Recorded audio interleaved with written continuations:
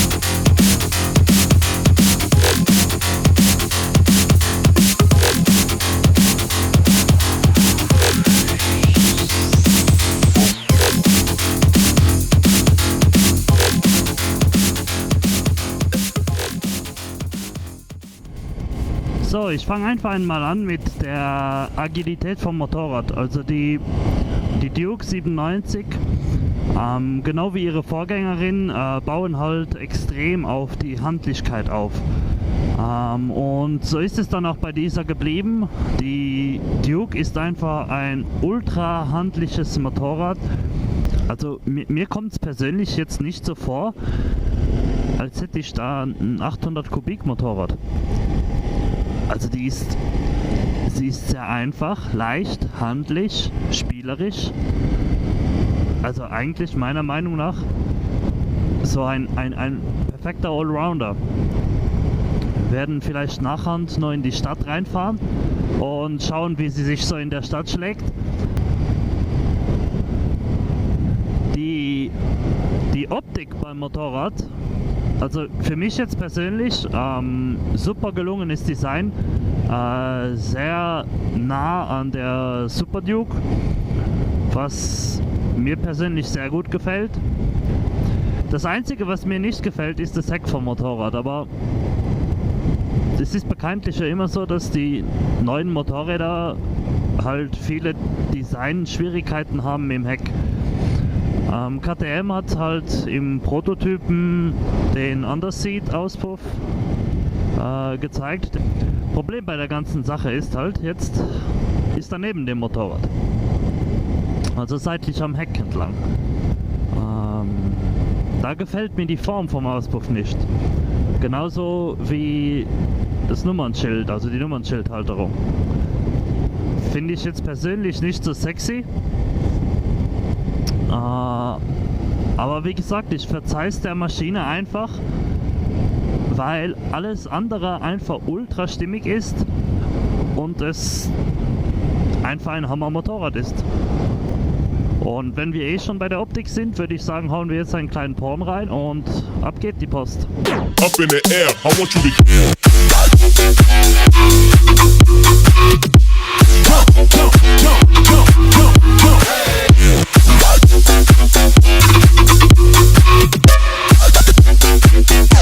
like you trying to get stuck in it. Gotta get it, in the air.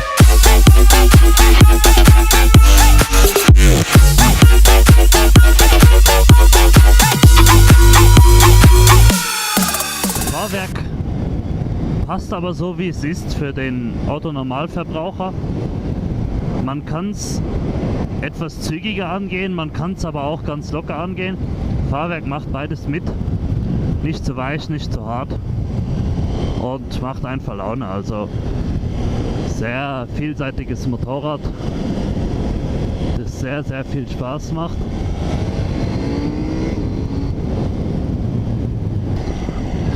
Was KTM noch eingebaut hat bei der Duke 97, ist ein Lenkungsdämpfer und ich glaube ganz ehrlich, dass sie den auch braucht. Sie kommt recht einfach in die Luft und wenn man jetzt das Rad etwas schief aufsetzt oder so, dann tendiert sie halt ganz gerne zu einem Wobbel. Man braucht halt an dieser Stelle den Lenkungsdämpfer und finde ich eine recht coole Sache von KTM, dass sie auch gleich einen Markenstabi reingebaut haben von WP. Pluspunkt.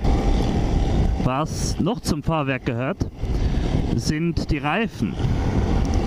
Und hier kann ich allerdings nicht nachvollziehen, warum KTM diese Entscheidung getroffen hat. Jetzt nichts gegen die Marke, man hört im Generellen nicht so viel von ihr in der Motorradszene. Und zwar reden wir hier von Maxxis Reifen. Also im Trockenen passen die Reifen eigentlich mehr oder weniger. Wo es brenzlig wird, ist, wenn man auf nasse oder feuchte Stellen kommt. Die Maxxis Reifen sind einfach nicht auf der Höhe, meiner Meinung nach, um einem an dieser Stelle genug Sicherheit zu bieten. Ich kann allerdings auch nachvollziehen, warum KTM diesen Schritt gegangen ist. Und zwar, man darf nicht vergessen, dass man hier ein Motorrad hat, das unter der 10.000 Euro Grenze liegt. Und für dieses Motorrad finde ich den Preis super. Also da gibt es meiner Meinung nach ganz wenig Motorräder, die so viel Motorrad bieten für so wenig Geld. Sie ist elektronisch super ausgestattet, sie macht Spaß, sie hat einen super Motor. Also was will man eigentlich mehr an einem Motorrad? Also taugt mir sehr gut. So, schauen wir uns einfach mal die Features an, was sie so elektronisch im Package drin hat. Dafür einfach mal auf den Set-Knopf drücken und dann kommt man im Prinzip schon in die Menüführung rein. Man hat unter den Favoriten halt, kann man sich halt die verschiedensten Sachen einstellen. Genauso wie hier. Da gehe ich jetzt nicht weiter drauf ein, weil das kann jeder sich einstellen, so wie er gern will. Interessant ist halt der Track-Modus. Hier haben wir halt, wie man unschwer erkennen kann, die Gasannahme. Also Track steht im Endeffekt für Rennstrecke und wir befinden uns jetzt in dem Modus, weil wir den einfach attraktiver finden und mit der Sport-Gasannahme, also nicht gerade so aggressiv wie halt auf der Rennstrecke. Wobei man sagen muss, also Gasannahme ist schon sehr empfindlich bei Track, aber immer noch kontrollierbar. Aber ja, hab halt trotzdem den Sportmodus drin.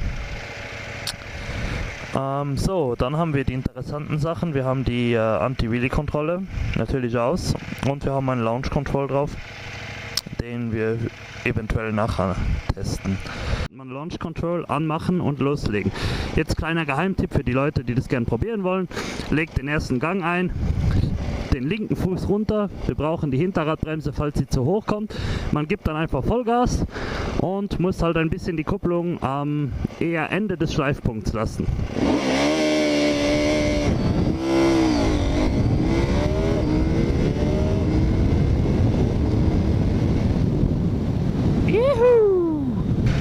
Und dann kann man unten noch aus dem Track-Modus rausgehen, falls man wieder auf den normalen Sport- oder Straßenmodus wechseln will. Unter der Motorcycle-Einstellung haben wir halt alles, was das Motorrad im Generellen betrifft.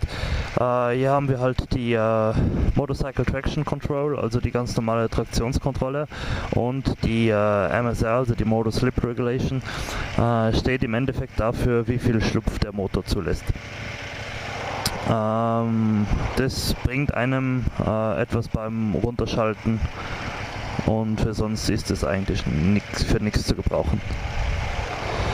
ABS natürlich komplett abschaltbar, was dem Motorrad natürlich wieder einen besonderen Touch verleiht, weil dann kann man sich natürlich auch mit Stoppies und anderen Dummheiten amüsieren. Und dann halt ABS-Modus, die Straße halt für vorn und hinten, und das ist halt das Coole, weil da kann man auch den Supermoto-Modus einlegen und dann hat man im Endeffekt kein ABS am Hinterrad und kann dann damit sliden. Unten haben wir nur den Quickshifter Plus, heißt natürlich für rauf und runter. Cooles Feature, lassen wir eingeschalten. Und die Shift Light kann man halt wählen, wo man jetzt genau will, dass das Ganze aufblinkt. Der Motor, der Duke 97, hat 799 Kubik, 105 PS und 86 Newtonmeter Drehmoment. Ist ein Parallel-Twin mit einem Hubzapfenversatz und dieser hat eigentlich nur das Ziel, dass der Motor sich anfühlen soll wie ein V-Motor, also ein V2-Motor. Mir gefällt die Charakteristik vom Motor sehr gut. Bin halt persönlich auch so ein kleiner Fanboy von Parallel-Twins und der macht mir richtig Laune. Außerdem kommt sie ja mit dem Quickshifter, der rauf und runter geht, und das macht das Motorrad noch einmal attraktiver. Was mir sehr gut gefällt beim Motor ist, dass er halt so polyvalent ist. Man kann gemütlich damit fahren und man kann auch recht schnell damit fahren. Was mir noch aufgefallen ist bei der ganzen Sache ist, dass der Motor, er mag Drehzahlen, er mag hoch gedreht werden. Er hat zwar genug Punch unten raus, mag es aber auch oben rum. Und das macht halt richtig Bock. Wenn man so einen Motor hat, der einem das vermitteln kann, dass er alles kann. Richtig geil.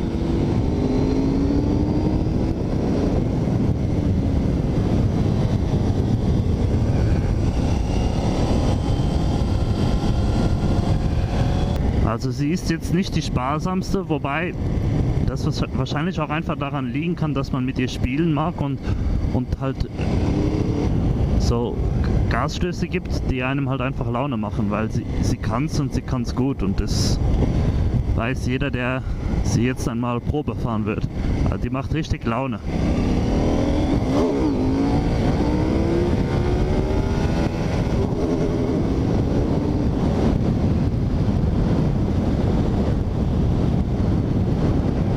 Was kann ich über die Bremsen sagen? Die Bremspumpe vorne schaut mir aus, als wäre es eine, ja, ziemlich sicher, als wäre sie in-house gemacht worden, beziehungsweise von einem Bremsenhersteller, der die halt auf die KTM angefertigt hat, also auf die 97er. Sie packt recht gut zu. Sie ist natürlich jetzt nicht die Ultra-Performance-Bremse, aber für das, was die Duke braucht, reicht es allemal. Da hat man auf jeden Fall genug.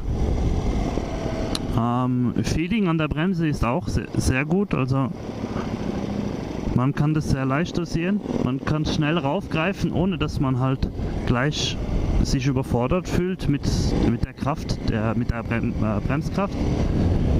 Also es ist eine sehr übersichtliche Bremse, die recht gut funktioniert. Die Hinterradbremse funktioniert auch sehr gut und ist sehr dosierbar, was uns halt jetzt natürlich in den Wheelies besonders gut gefallen hat, weil sie ist weder zu aggressiv noch zu weich, also man hat eigentlich ein recht gutes Gefühl drauf. Die Bremspumpe vorne ist auch einstellbar, also der Hebel kann eingestellt werden und auf jedermann angepasst werden.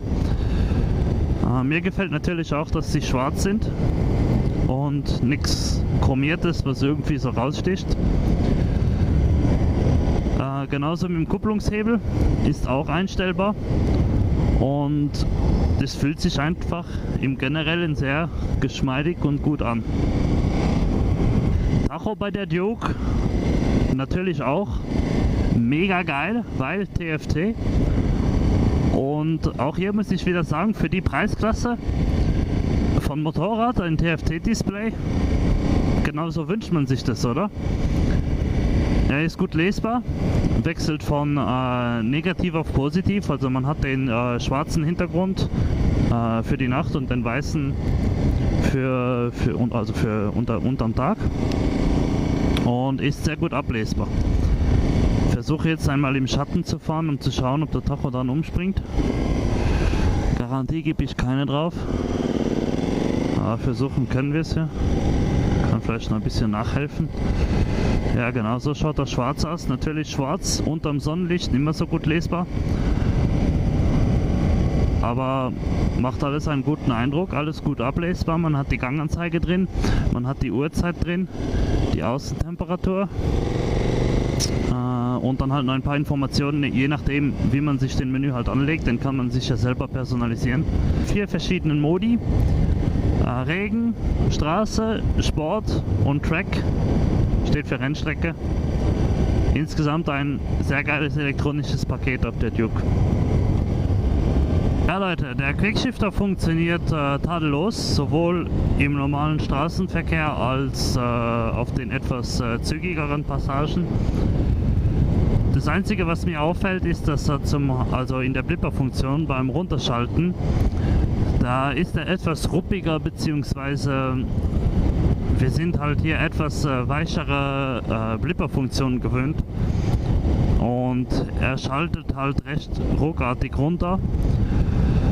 Ja, wobei wir wollen hier jetzt nicht über den Quickshifter herziehen, da normalerweise in der Preisklasse oder überhaupt in der Klasse nicht so viele verbaut sind von vornherein. Und von dem her wollen wir gar nicht erst darüber herziehen. Beim Stadtverkehr funktioniert der Blipper super. Es ist halt nur, wenn man etwas schneller unterwegs ist, da wird er dann halt etwas ja, ruppiger. So, das war's mit unserem Video. Ich hoffe, das Video hat euch gefallen. Das Teil ist auf jeden Fall eine Spaßfabrik und ich hoffe, dass wir das Teil diese Saison noch öfters fahren dürfen. Wir sehen uns im nächsten Video. Ciao!